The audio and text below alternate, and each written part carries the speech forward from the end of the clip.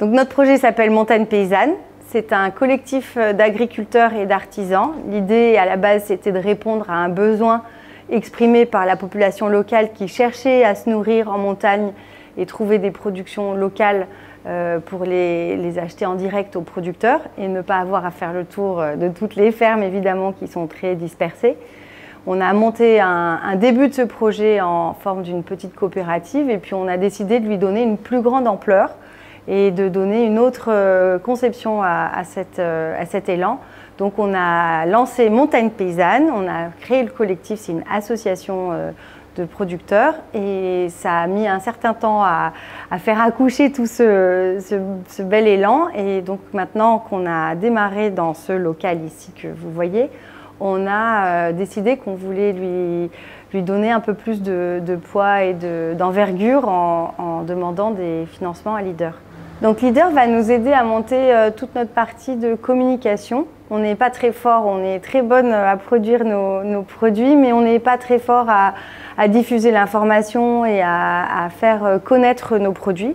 Donc l'idée pour nous de Leader, c'était d'avoir une partie de création d'un site web, de créer une identité, de nous aider à faire connaître les produits et puis aussi de nous soutenir dans l'embauche d'un salarié pour nous aider pendant la saison la plus, disons, occupée, d'avoir un coup de main pour la commercialisation en nous aidant dans l'organisation du magasin. En fait, l'agriculture, pour beaucoup, c'est un métier assez solitaire. Et l'idée du collectif, c'était de nous regrouper, de nous retrouver ensemble, de pouvoir échanger sur nos difficultés, nos défis et de pouvoir être vraiment soudés et s'épauler les unes les autres. Et on est surtout des femmes, donc il y a quelques hommes dans le collectif, mais le noyau dur, c'est des agricultrices et c'était de se donner chacune un moyen de se soutenir dans un regroupement. Et donc l'idée du montage du projet, c'était une recherche de solidarité professionnelle et d'avoir un moyen de travailler ensemble, un outil de travail collectif vraiment.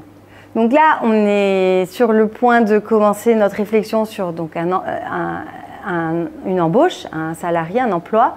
Pour nous, c'est une grande étape parce qu'on a commencé à peu près de rien et là, on va se lancer dans le grand monde du salariat, d'embaucher quelqu'un pour nous donner un coup de main parce que c'est sûr que on est très très sollicité, très occupé par nos fermes et c'est difficile de consacrer autant de temps qu'on aimerait au travail qui est demandé par un collectif. Donc on aimerait bien se faire appuyer et aider dans ce sens.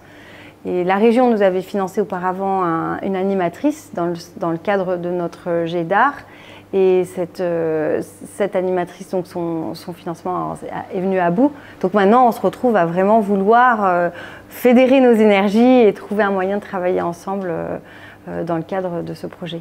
On a plusieurs fois sollicité nos proches environs. On a fait beaucoup d'ateliers d'animation et on a fait par exemple des fêtes pour l'inauguration et pour l'anniversaire de la structure. Donc c'était très très chaleureusement accueilli. On a été très contents du retour et de la participation.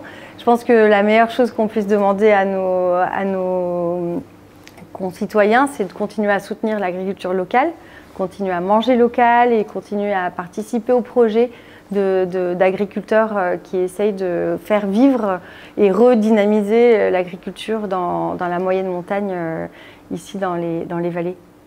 Alors en production, on a une vraie richesse. On a 4 producteurs de fromage, donc 2 brebis, 2 chèvres et 2 vaches.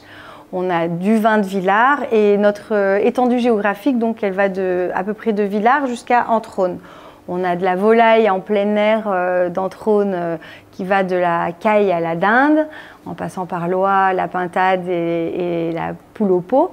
On a de la bière, on a des confitures de toutes sortes de fruits locaux, de la crème de châtaigne, de divers miels, donc du miel de lavande, de montagne, de thym, des variétés vraiment très goûteuses et savoureuses. On a plusieurs transformatrices qui font de la cueillette ou qui font transformer leur petit épeautre en farine ou en coulis d'acacia, plein de produits assez innovants.